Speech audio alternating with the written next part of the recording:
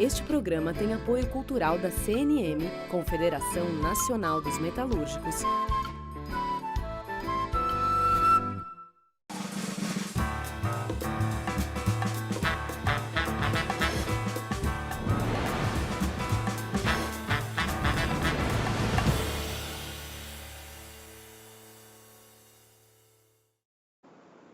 Olá, começa aqui mais um Entrevistas. Como sempre, como você está habituado nos últimos 18, 19 meses, com o entrevistado na casa dele, o entrevistador na minha casa, porque todos cumprindo as determinações das autoridades de saúde, no sentido de, podendo evitar aglomeração, evite aglomeração. Se não puder evitar, use máscara.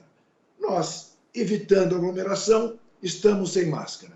E hoje, mais uma noite muito especial no Entrevistas, porque eu vou conversar com o professor, com o intelectual, com o ex-ministro da Educação, com o ex-prefeito de São Paulo, com o candidato à presidência da República em 2018, que teve 45% dos votos no país e que, nesse momento, é pré-candidato ao governo de São Paulo.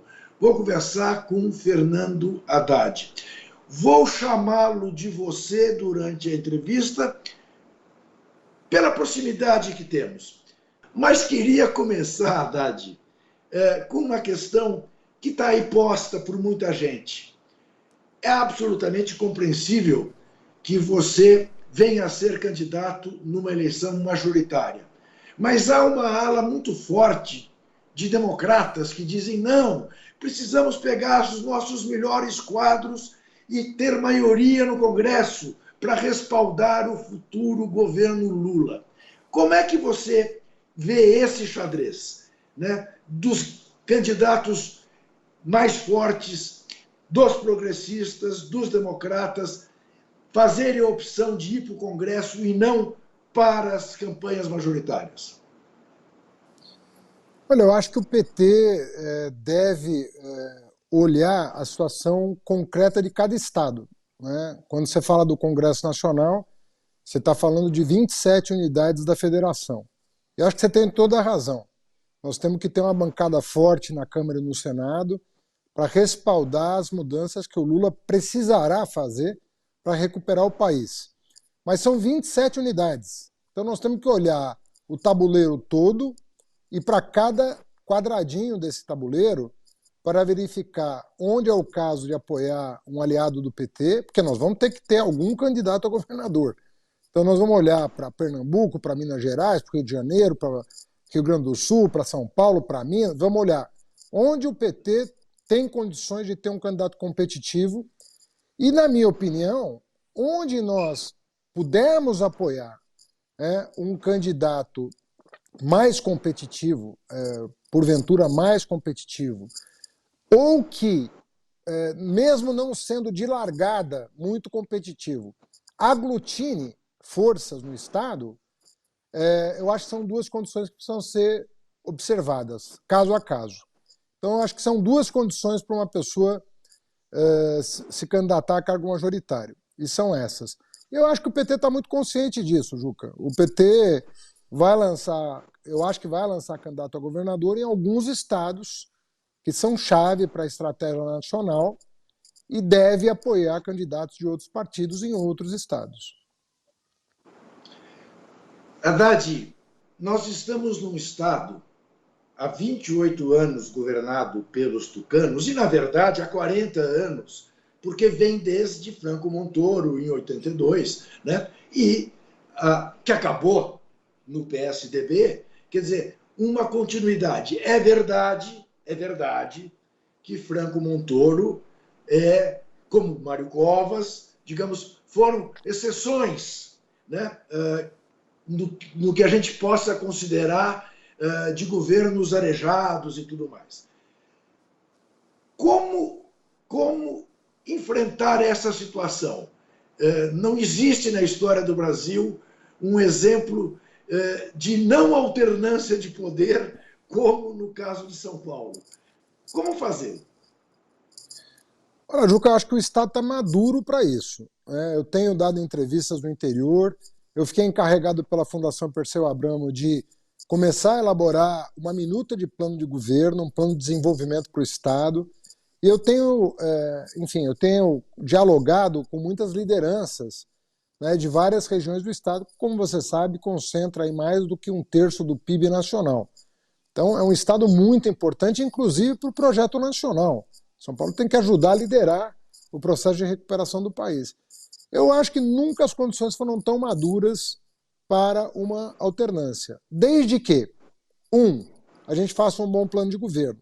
Então, não adianta sair sangria desatada, lançando candidatura, sem ter solidez nas propostas que você vai apresentar, sobretudo para o interior, que é a região do Estado que tem dado as vitórias ao PSDB. E, em segundo lugar, nós temos que tentar ampliar. Eu acho muito difícil você também sair lançando nome e candidatura sem sentar à mesa, né, com as pessoas que estão envolvidas no Estado de São Paulo. Na minha opinião, nós temos alguns partidos que são centrais nisso, né? Os habituais, né? PCdoB, PDT, PSOL, mas eu acho que o PSB também pode fazer um papel importante nessa coalizão para virar a página aqui do Estado de São Paulo.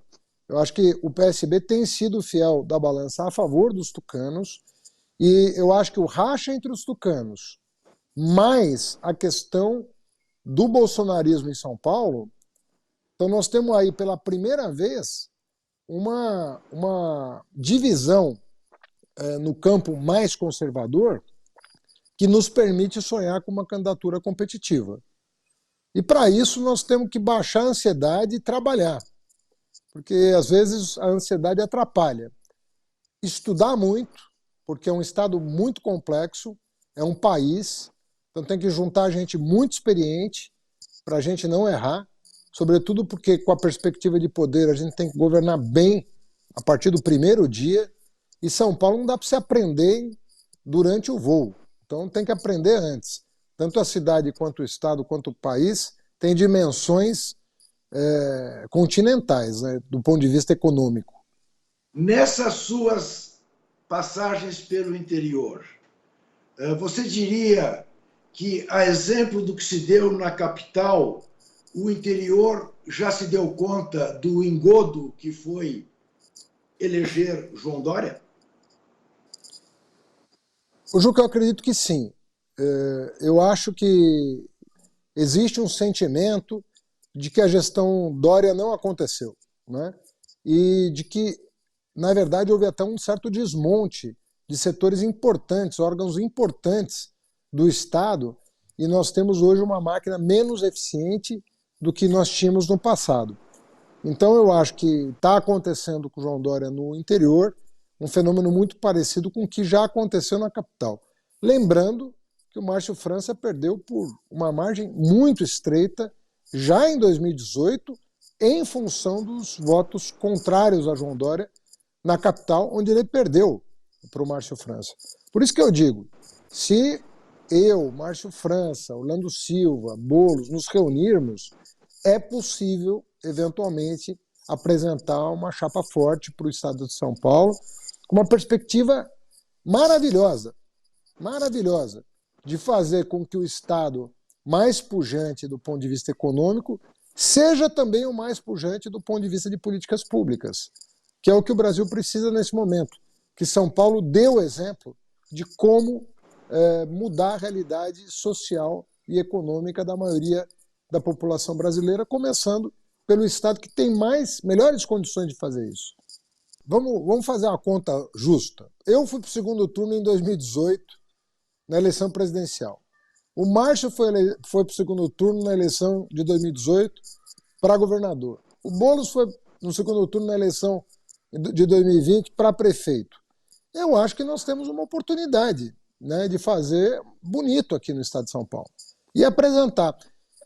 Veja bem, não é pecado não conseguir, mas é pecado não tentar, entendeu? Não conseguir é da vida. Às vezes você consegue, às vezes você não consegue. Mas acho que nós temos a obrigação de tentar, e nos debruçarmos sobre o Estado de São Paulo, que é um Estado, repito, muito complexo, é um Estado-país, é um Estado que tem a renda per capita comparável a alguns países europeus, é um Estado que tem renda per capita comparável aos estados mais ricos da América Latina. Ou seja, não é qualquer coisa governar São Paulo, sobretudo depois de 28 anos de continuidade no poder aqui em São Paulo. Então, agora, vai ser possível? Isso é uma outra questão, porque aí você envolve tantas outras coisas, variáveis que você não controla, até idiosincráticas, né? Personalidade das pessoas, os humores da época, mas a obrigação de uma pessoa progressista hoje é sentar e tentar verificar se é possível uma chapa progressista única aqui em São Paulo. Haddad, você acha que o fato de o Dória ter sido o Bolsodória, para resumir, será um tema presente na campanha ou será presente mais na campanha que ele pretende fazer à presidência da República do que na campanha no estado de São Paulo? Juca, em política, como você sabe, você acompanha muito a política nacional, internacional, a pior coisa que pode acontecer para alguém é uma crise de identidade. É você não saber do que você está falando, com quem você está falando, né? E eu acho que, tanto no país, a tal terceira via, quanto no estado de São Paulo, e sobretudo Dória, que pretende concorrer ao Palácio do Planalto, existe uma crise de identidade do Dória em relação ao Bolsonaro e do Ciro em relação ao Lula. Então é muito difícil você conseguir convencer alguém de que você um dia acordou com uma outra visão de mundo completamente diferente da que você tinha até um dia antes. Eu disse isso 2 anos atrás numa entrevista para o UOL. Eu dizia, olha, eu acho que Ciro e Dória terão dificuldades em virtude de uma crise de identidade. Isso não significa, Juca, que você não possa mudar de opinião. Na política você pode, como na vida. Agora, se você não presta contas dessa mudança de opinião, se o que você disse ontem não está valendo hoje, qual é a confiança que o eleitor vai ter de que amanhã você vai estar dizendo a mesma coisa que você está dizendo agora? Então, eu acho muito complicado na política você não ter identidade. E eu te digo uma coisa, talvez eu seja das pessoas que tenha pagado o preço mais alto por ser coerente. Porque não foi fácil ostentar a bandeira progressista do PT, sobretudo, em 2016 e em 2018. Mas eu preferi pagar esse preço, do que daqui a 10 anos olhar para trás e dizer, pô, na verdade você foi um covarde e você não mudou de ideia a respeito, você traiu a sua consciência para ficar numa situação mais confortável. E isso eu não ia fazer com a minha vida, Juca. Você fez muito bem. Aliás, nesse aspecto, você sabe que me lembrava muito coisas que eu ouvia, curiosamente, Haddad, do Mário Covas. O Covas um dia me disse, eu perco a eleição, mas eu não mudo de rumo. Eu sou o que eu sou. E se as pessoas não querem saber de eu ser o que eu sou, que não votem em mim. Eu acho que é muito por aí mesmo. Essa coerência há que se manter. Agora, eu queria que você respondesse, porque como você é um especialista na área de educação, foi ministro bem-sucedido da educação no Brasil, que você respondesse à professora Bebel, deputada estadual do PT de São Paulo. Nós estamos num clima, né, em que a escola pública ela está desolada, as notas dos alunos para baixo, os alunos têm deixado a escola.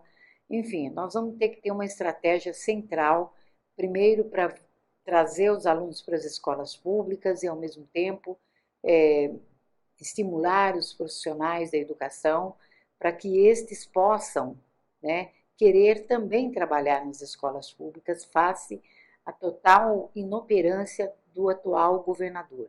Eu pergunto qual seria a política, né, educacional, em termos mais gerais, né, e também política salarial para os profissionais da educação da rede pública estadual, posto que estes ganham abaixo do piso salarial nacional.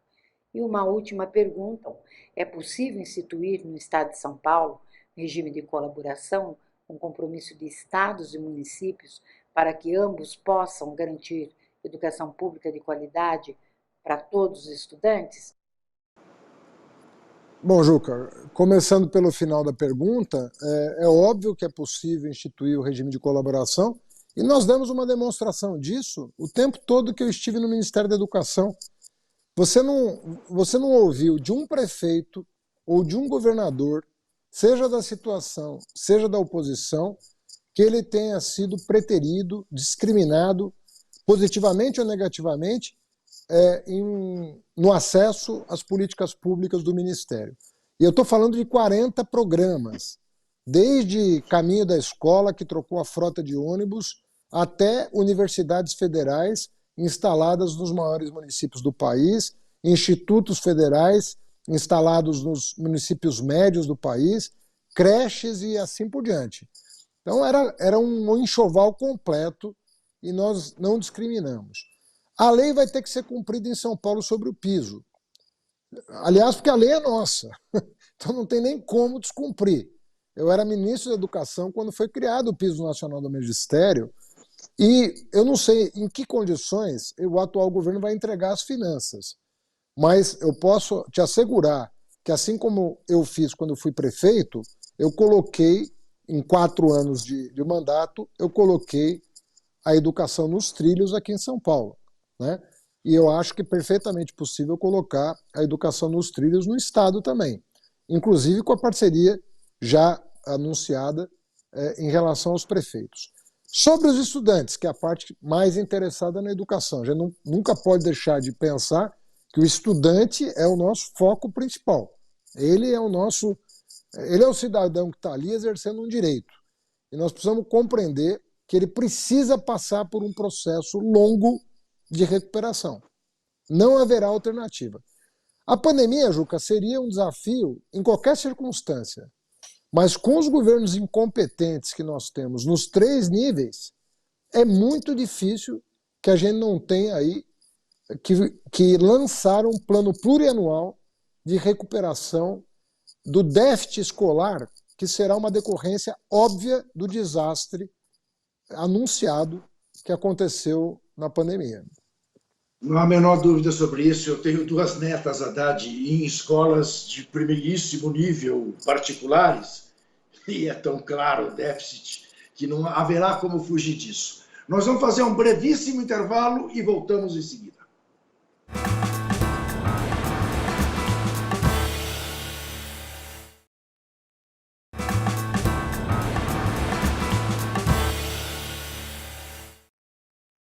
Estamos de volta com entrevistas, hoje conversando com o ex-ministro da Educação, com o ex-prefeito de São Paulo, com o pré-candidato do Partido dos Trabalhadores ao governo paulista nas eleições de 2022. Estou conversando com Fernando Haddad.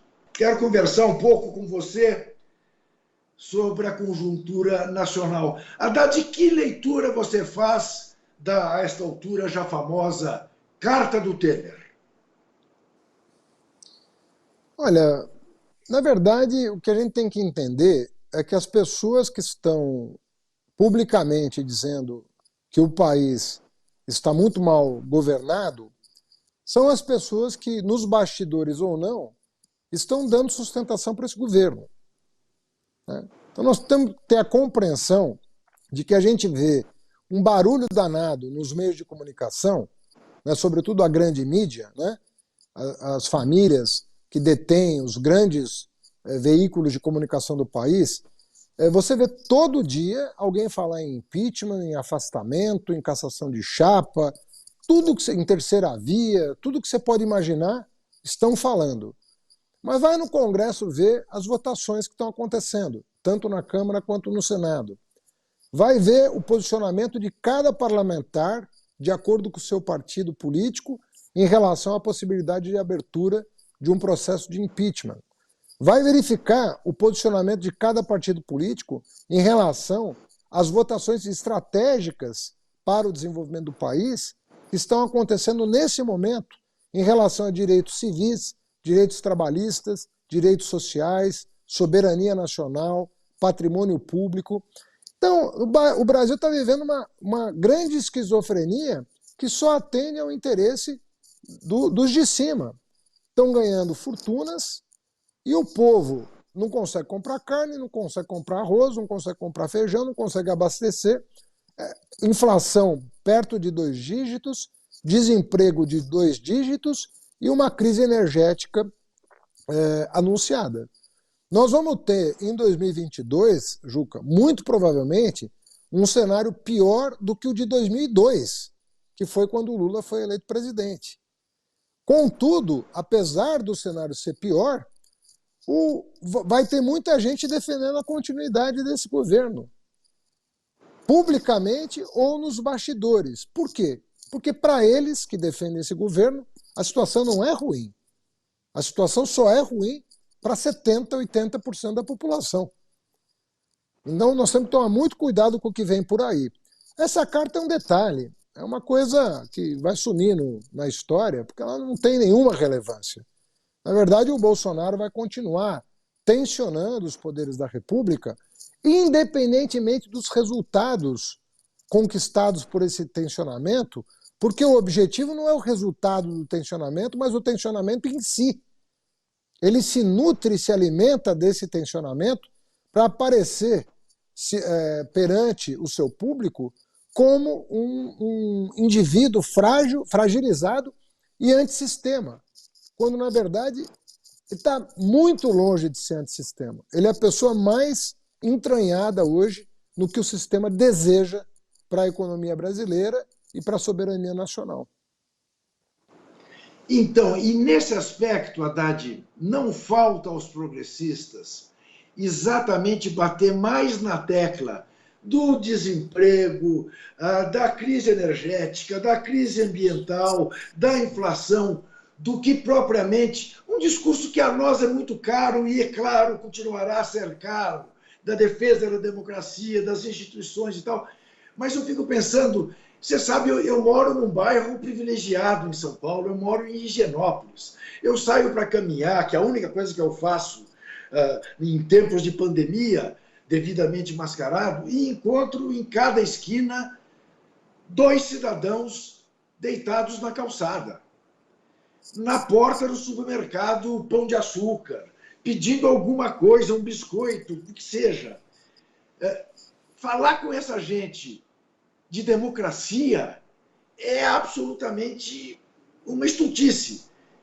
Como resolver essa questão? Não, o que nós temos que fazer é juntar as coisas, né? Ele tem que saber que é pelo exercício da cidadania dele, que se dá também pelo voto, mas não só, mas pela participação, que nós vamos tirar o país dessa crise. Não tem, né? Por que há ameaça às eleições?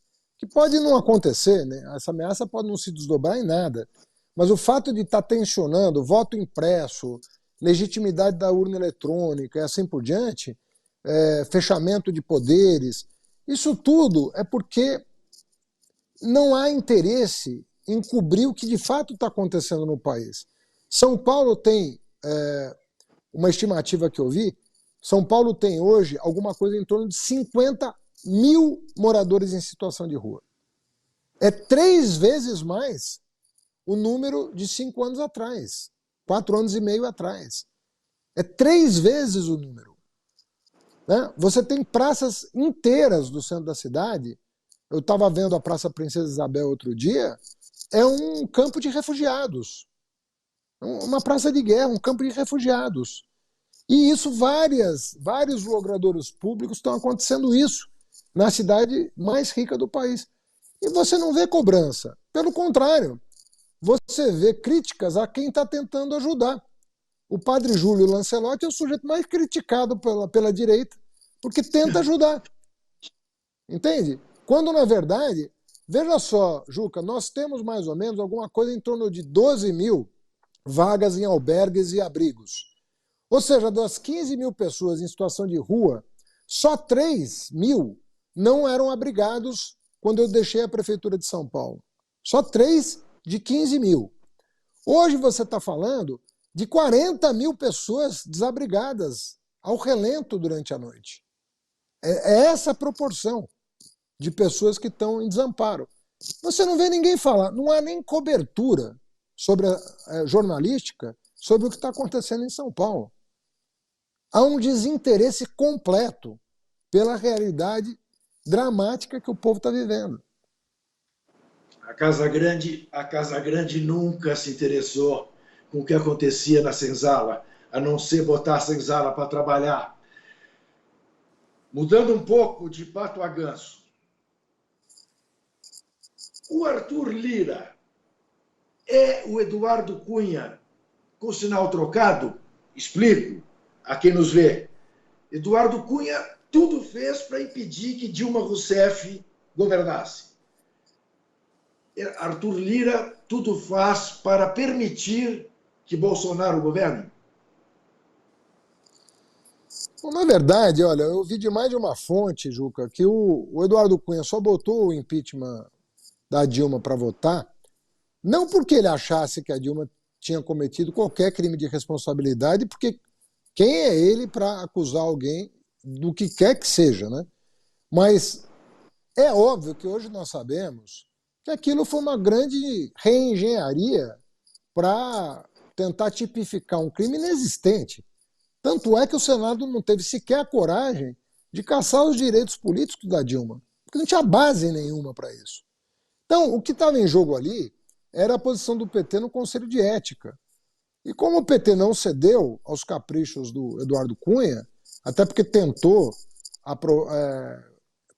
eleger um presidente da Câmara diferente dele, pelas razões sobejamente conhecidas, aquilo foi um capricho dele. Foi já que não vão me blindar na comissão de ética, eu vou botar para votar. E colocou no pior momento do governo Dilma, né? Escolheu a dedo o momento de colocar para votar. Ao mesmo tempo, não era só o impeachment que estava em votação, era a sabotagem ao governo Dilma, porque as pessoas esquecem que o impeachment ele foi ganhando corpo à medida que as pautas-bomba iam sendo aprovadas pela Câmara. As coisas se encontraram em 2016 com o país em frangalhos, porque houve uma sabotagem, inclusive reconhecida pelo Tasso Gereissati numa entrevista histórica que ele deu para o jornal Estado de São Paulo, em que ele dizia: nós não podíamos ter feito o que fizemos, nós não podíamos ter votado os projetos do Eduardo Cunha, contrariando os princípios do próprio PSDB. Isso dito publicamente por ele. Né? Isso não significa dizer, porque as pessoas falam, então a Dilma não errou. Isso não tem nada a ver. Governos erram e acertam. Eu não estou aqui para dizer que tudo era perfeito. Não era mesmo.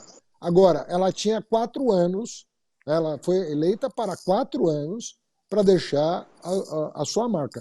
Recebeu um crédito renovado na reeleição do povo, ou seja, até aquele momento o povo confiou na Dilma e ela tinha um mandato de 4 anos para cumprir. E eu vi muita gente do PSDB contrariada com o impeachment porque achava que se tudo transcorresse naturalmente, em 2018 ia haver alternância no poder. O PSDB poderia ganhar a eleição. Mas como eles foram assodados em querer tirar a Dilma, aconteceu o desastre que aconteceu e ao invés deles serem o primeiro da fila, né, para eventualmente ganhar a eleição com legitimidade, eles foram para o fim da fila e quem ganhou a eleição é o atual ocupante do Palácio do Planalto, que não tem a menor condição de gerir nada e de liderar nada. Eu ouvi isso do governador Geraldo Alckmin, que era contra o impeachment da Dilma. Isso ele me confidenciava e falou: olha, o PSDB está errado, né, em apoiar essa tese. E foi voto vencido dentro do PSDB. Vamos nos lembrar Neves, que o Aécio, se pudesse morder a língua, morderia e morreria de arrependimento por ter falado as bobagens que falou. Olha aqui, retomando a questão das pessoas sem teto. Vera Eunice Rodrigues da Silva, da Associação dos Trabalhadores Sem Teto da Zona Noroeste, filiada à União Nacional por Moradia Popular, tem uma pergunta a te fazer. Haddad, eu gostaria que você falasse um pouco mais sobre a política habitacional de moradia para a família de baixa renda. Eu estou aqui no projeto Alex Sojafé. Esse projeto foi um dos últimos que foi assinado em 2017, 2018, que era o Minha Casa Minha Vida Entidades, né, no qual atendia a família da faixa 1, família de baixa renda, que hoje tem uma demanda muito grande. Inclusive, os prédios estão hoje aqui, são 1.104 apartamentos, estamos com 68% de obra executada, e um dos problemas que nós temos é o repasse do recurso, as medições estão demorando muito. No programa também tinha previsão do aporte do governo federal e o estadual, né, e o municipal. Ou seja, a Prefeitura Municipal de São Paulo colocou R$20 mil por unidade. O governo do estado, que hoje teria que colocar 20 mil, acabou não colocando os 20 mil e não se tem uma política habitacional. Fala um pouquinho mais o que você pensa da política habitacional, que hoje, infelizmente, cada dia que passa é mais família morando na rua, mais família sendo despejada e não se tem uma política habitacional a nível estadual e nem federal. A companheira tem 200% de razão, né? Você sabe, Juca, que muita gente critica o Lula de forma completamente equivocada, dizendo que tinha Lula 1 e Lula 2. E o Lula 2 teria sido um gastador de recurso público, quando, na verdade, foi o presidente que mais reduziu a dívida pública interna e pagou a dívida pública externa. Então, só para deixar claro que se tem alguém que possa ser chamado de responsável fiscal, é o Lula, né? Não tem a menor dúvida disso. Só que em 2008 as pessoas esquecem. Diante da maior crise financeira internacional desde 1929, que não se tinha nada parecido, o Lula lançou justamente o Minha Casa Minha Vida. Foi naquele contexto que nasceu Minha Casa Minha Vida, para enfrentar o desemprego que poderia haver se nada fosse feito. E a construção civil, ele aliou a construção civil à produção de moradia popular. Ou seja, o melhor dos mundos. Dinheiro público, mas na veia do combate à pobreza. Porque você sabe que o aluguel consome uma parcela significativa da renda familiar daqueles que vivem com pouco dinheiro. Então, um programa que acertou na mosca. Há acertos a fazer no Minha Casa Minha Vida? Claro que há. Sobretudo porque alguns prefeitos e alguns governadores não quiseram entrar com nada. O resultado é que, às vezes, a moradia construída não ficou no miolo da cidade, ficou distante da cidade. E isso é um equívoco do ponto de vista urbanístico. Mas na cidade de São Paulo não tem miolo e tudo em São Paulo. Nós conseguimos licenciar na cidade de São Paulo, na minha gestão apenas, 110 mil unidades habitacionais para baixa renda.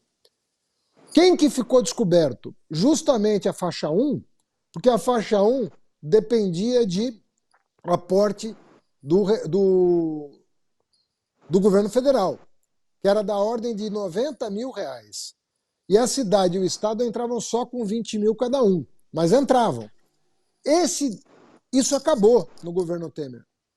O governo Temer diminuiu Minha Casa Minha Vida e o Bolsonaro sepultou Minha Casa Minha Vida. Então hoje você não tem nem lembrança do que era um programa que deve ter produzido entre 3 e 4 milhões de moradias no Brasil. Nós estamos falando de 15 a 20 milhões de brasileiros que foram atendidos por um programa que durou um período muito pequeno. Ou seja, 10% da população brasileira deve ter sido atendida pelo programa Minha Casa Minha Vida num espaço curtíssimo de tempo. Haddad, eu não posso conversar com você sem tocar em duas pessoas, em você e no Lula. Acabo de ler que mais um processo contra o Lula é arquivado por absoluta falta de provas. Você foi absolvido, como ele está sendo, em tudo que te acusaram. existe proporção entre o que se publicou quando se deu a acusação e o que se publicou quando se deu o arquivamento ou a absolvição? Juca, eu vou te responder com um exemplo, né?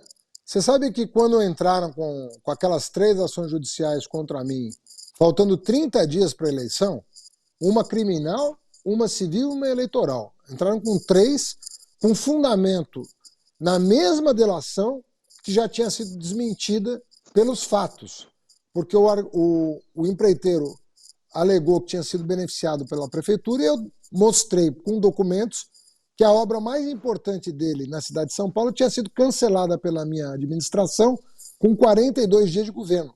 42 dias de governo. Ele teve a sua principal obra cancelada na cidade de São Paulo. Então, era evidente que era uma farsa. Mas está bem, é do jogo, entrou com a ação. A eleitoral, a criminal eu ganhei de 5-0 no STJ. A civil eu ganhei de 3-0 no TJ, não houve recurso. A eleitoral eu ganhei de 6-0 no TRE, não houve recurso. Todas transitaram em julgado. O que significa dizer que eu tive 14 votos a 0 nas 3 ações. Um jornal de grande circulação aqui de São Paulo, que tinha dado na capa, 30 dias antes da eleição de 2018, que eu havia me tornado réu, simplesmente não deu uma nota. Uma nota. Aí, aquilo me indignou tanto, Juca, que eu liguei para o editor e falei, olha, eu quero te fazer uma pergunta. Eu não liguei para reclamar, eu sou um professor de ciência política, respeito a liberdade de imprensa, mas eu queria te fazer uma pergunta. Se era relevante o fato de eu ter me tornado réu, faltando 30 dias para a eleição de 2018, vocês deram de manchete que eu me tornei réu, na primeira capa do jornal, na capa do jornal, o que desfavoreceu a minha candidatura, que estava crescendo e que podia ganhar as eleições. Por que agora essa mesma informação não é relevante para o leitor do seu jornal? Isso que eu gostaria de saber. Por que era relevante e não é mais, se a minha honra é exatamente a mesma?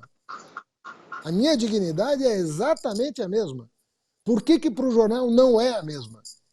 E 2 dias depois da sentença, ele deu meia página de jornal, porque reconheceu que tinha sido uma falha do jornal.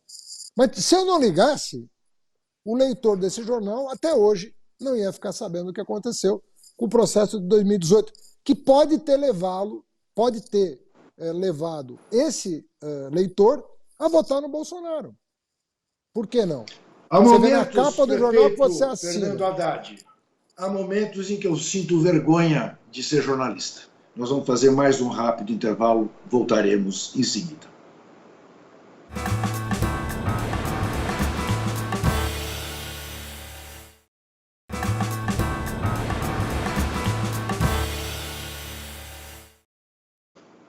Converso com o pré-candidato ao governo de São Paulo do Partido dos Trabalhadores, o ex-ministro da Educação, o professor, o intelectual, o advogado,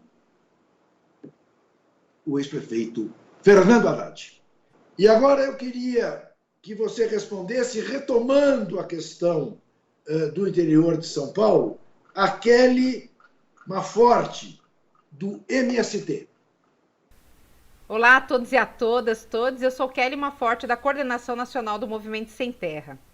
Haddad, aqui no estado de São Paulo existem cerca de 7.000 famílias assentadas em áreas públicas, terras devolutas, sob responsabilidade direta do governo do estado, da Secretaria de Justiça e da Fundação ITESP. Isso foi possível através da luta direta das ocupações de terra dos trabalhadores e trabalhadoras sem terra, e também por conta de uma lei elaborada ainda em 1985, na qual destina parte das terras públicas devolutas para assentamentos. Sabemos que reforma agrária é uma atribuição do governo federal, mas aqui no estado de São Paulo existe um contingente importante de assentamentos de reforma agrária. Mas tudo isso está sob ameaça, porque o governador João Dória, numa atitude extremamente bolsodória, está seguindo os mesmos passos do presidente Jair Bolsonaro. Isso porque está apresentando um projeto de lei para a Lesp, na qual impõe um único título para as famílias assentadas aqui do estado de São Paulo. Pela Constituição Federal, artigo 189, a família assentada tem direito a uma titulação, mas ela pode ser título de domínio ou concessão de direito real de uso, o CDRU. Tanto Jair Bolsonaro como Dória não querem uma concessão de direito real de uso, né, na qual a terra ela não se torna uma propriedade particular, mas sim uma concessão de uso para aquelas famílias que conquistaram a terra coletivamente. Dória e Bolsonaro querem fazer da reforma agrária um grande balcão de negócios e pior, junto com isso querem também aproveitar que essas terras públicas devolutas sejam entregues para iniciativa privada, como por exemplo agora foi explicitado através de um jabuti colocado pelo deputado Mauro Bragato aqui em São Paulo nesse projeto de lei 410. Pergunto a você, Haddad, qual é o seu projeto em relação às terras devolutas no estado de São Paulo que ainda existem em grande quantidade? Você acredita que a arrecadação dessas terras para a criação de novos assentamentos de reforma agrária pode ser parte da solução para o problema social que nós enfrentamos aqui no estado? Juca, é mais do que para o problema social. A Kelly botou o dedo numa ferida enorme. Hoje nós estamos com um problema de alimento, de produção de alimento. Daqui a pouco não vai ter área nesse país para plantar o que vai para a mesa, a comida que vai para a mesa do trabalhador. Olha o preço das coisas no supermercado. Veja só, deixa eu fazer um exercício aqui, um exercício teórico, para as pessoas acompanharem. Se você não produzir alimentação em quantidade suficiente e destinar toda a terra para a produção de commodity, na prática, o que você vai estar fazendo? Você vai estar dolarizando o preço do alimento. É isso que está em curso no Brasil. O Brasil está, sem perceber, dolarizando o preço do alimento que nós comemos. Por quê? Porque não está havendo, da parte das autoridades, um ordenamento territorial que garanta a terra para a produção de alimentos. Você está combinando as duas coisas. Isso não termina bem. Isso vai terminar em carestia, que é o que está acontecendo, e em dolarização do que é produzido no campo. Quando eu fui ministro da Educação, nós conseguimos aprovar uma lei que garantia que 30% do recurso da merenda escolar fosse destinado à aquisição de produtos da agricultura familiar. Quando eu cheguei em São Paulo, já prefeito, eleito prefeito, São Paulo comprava 2% e não 30%. 4 anos depois comprava 26%, quase 30%. Por quê? Nós fizemos parceria com cooperativas de produtores e introduzimos na merenda de São Paulo arroz orgânico produzido pelo MST, no Vale do Ribeira. Ou seja, poder de compra do próprio Estado, o Estado alimenta boa parte da população brasileira que frequenta escola. Então, você tem, pelas compras governamentais e com a regularização fundiária, você tem condições de fazer um jogo de ganha-ganha inacreditável no Estado. E há terras devolutas para fazer isso. Eu pergunto, por que não sentar à mesa com quem quer produzir para fazer uma combinação de ganha-ganha? O Estado compra cada vez mais barato, enriquece a merenda escolar, a alimentação das nossas crianças, regulariza o patrimônio dos camponeses. Lembrando, Juca, que eu tenho o maior carinho por essa pauta, porque meu pai, até os 24 anos de idade, dos 8 aos 24 anos, viveu na roça, trabalhou na roça. E meu pai nunca deixou, eu não me lembro uma semana do meu pai não contar uma história da roça. Porque no Líbano, todos os nossos antepassados, como os seus, viviam do que plantavam. O meu pai depois, com 24 anos, veio para o Brasil, foi morar numa cidade com 10 mil habitantes chamada Uchoa e abriu uma loja de armarinho para vender para a roça, porque só tinha gente que morava na roça nessa cidade, todos agricultores. Só com 30 anos que chegou na capital, onde ele, felizmente, conheceu minha mãe, senão eu não estaria aqui com você. Então, você imagina, com o poder que São Paulo tem e com as terras que São Paulo tem, se você quiser fazer um programa de segurança alimentar, aquisição de alimentos e alimentação escolar. Não tem para quem. Você está preparado para enfrentar um tsunami de fake news? Olha, Juca, eu acho que a pergunta tem que ser dirigida a cada um de nós, não aos candidatos apenas, porque, na verdade, a violência não é contra o candidato, é contra a democracia. As pessoas estão sendo induzidas a erro por fake news. Uma coisa eu dizer assim, vou para a televisão e falo, olha, eu não concordo com a proposta do candidato do Dória para São Paulo. Eu não concordo com a proposta do candidato do Bolsonaro para o estado de São Paulo. Outra coisa é eu, por não ter confiança nas minhas propostas, começar a difamar os meus adversários e, pior, pelas costas, usando instrumentos eletrônicos de disseminação de mentiras, que é o que aconteceu na eleição de 2018. Nós recolhemos 82 mentiras com disseminação em massa. Mais da metade contra a Manuela Dávila, inclusive. Mais da metade. Porque eles têm uma preferência em mentir contra a mulher. Pode ter certeza do que eu estou falando. Eles têm um problema grave com mulheres batalhadoras que trabalham, que lutam, que defendem seus direitos. Então, eles disseminaram 82 fake news diferentes em massa. Fora o que foi dito a boca pequena, que aí a gente não tem, nem controle tem. Estou falando de cards elaborados por agências de publicidade para mentir. A violência é contra você, cidadão. É contra você que vai ter o seu voto vilipendiado por um processo fraudulento. Então ninguém está preparado para isso. Eu acho que o TSE, eu acho que não se dedicou ao tema como deveria de 2018 para cá. O TSE sabe o que aconteceu. Sabe o que aconteceu. Tanto é que até hoje a chapa Bolsonaro-Mourão não foi julgada até hoje, porque sabem o que aconteceu, sabem que teve dinheiro sujo de empresas que pagaram os disparos do exterior, portanto esse dinheiro nem entrou no Brasil, ele entrou na forma de disparo. Tudo isso é sobejamente conhecido.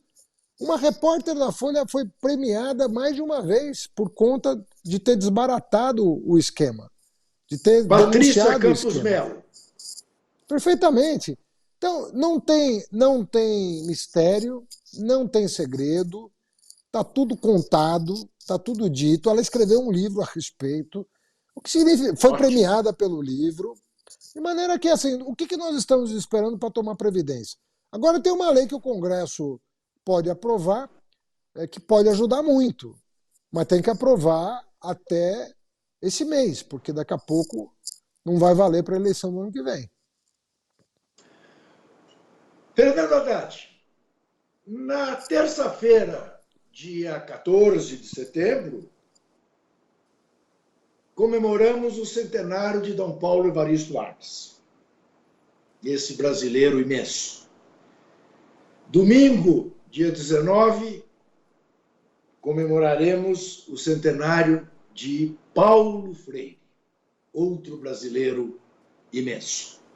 Você é candidato a ser governador de um estado que tem Paulo no nome, de Dom Paulo, de Paulo Freire. Como a gente termina estas entrevistas dando esperança para o nosso povo? De termos um Brasil próximo do que sonhou Dom Paulo, próximo do que quis Paulo Freire.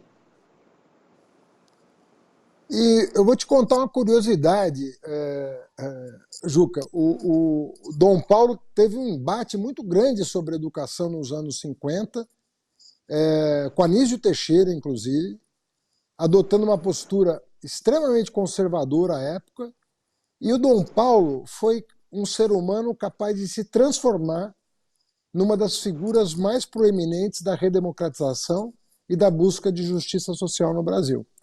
Por isso que eu digo, você pode mudar para melhor, sempre há tempo de você mudar para melhor. E Dom Paulo Evaristo Arnes terminou a vida dele é consagrado como uma das pessoas que mais inspiram o autoaperfeiçoamento, o aprendizado constante, a ponto de hoje ele ser uma figura paradigmática no nosso país. E o Paulo Freire, as pessoas talvez não se deem conta de que o Paulo Freire é o Pelé da universidade brasileira. Ele é o brasileiro mais citado, mais celebrado nas universidades de educação do mundo inteiro, sem exceção. E quanto mais desenvolvido o país, mais prestígio o Paulo Freire tem nas suas universidades. O livro Pedagogia do Oprimido é um livro que todo mundo deveria ler, porque ele, apesar de ter sido escrito nos anos 60, ele continua atualíssimo do ponto de vista do que se espera de uma educação emancipadora, que forme cidadãos críticos, cidadãos que consigam pensar o mundo em toda a sua complexidade, consigam participar da vida democrática, enfim, consigam interagir com os seus semelhantes, que rompa com as assimetrias da vida social. Até hoje, é muito difícil você escrever um livro que consegue ficar 50, 60 anos em evidência. É muito difícil. E o Paulo Freire é dos poucos brasileiros que escreveu um livro que eu chamaria de imortal. É um livro que vai estar, daqui 100 anos, a Academia Mundial, Europeia e Americana, sobretudo, estarão lendo Paulo Freire. Então, se nós estamos no estado de São Paulo, esses Paulos que você citou deveriam servir de inspiração para qualquer governo razoável. Não precisa nem ser bom, razoável, porque são grandes brasileiros que representaram e representam, né, princípios e valores que deveriam ser observados por toda a classe política. Generosidade, empatia, doação para o próximo, respeito ao país, né, amor à nação brasileira, sem discriminação contra ninguém, seja quem for, rico, pobre, branco, preto, judeu, ateu, muçulmano, cristão, eles estavam ali para abraçar todo e qualquer ser humano. De maneira que são grandes personalidades da história brasileira. Sem se dizer, para quem não sabe, se é que alguém não sabe, o time de Paulo Freire eu não sou capaz de dizer, eu desconheço. Mas Dom Paulo Evaristo Arnes era um corintiano de 4 costados. Tive a honra de publicar, quando dirigi a revista Placar, uma pastoral ao povo corintiano, feita por Dom Paulo, que é uma maravilha, que é uma coisa assim, na qual ele diz que não existem derrotas definitivas para o povo. E é isso mesmo. Fernando Haddad, muitíssimo obrigado por mais essa entrevista. Você que nos vê sabe que quinta-feira, 21h30, aqui estaremos de volta na TVT 44.1 em São Paulo, na TVE da Bahia, às terças-feiras, 21h30. Lembrando sempre que desesperar jamais.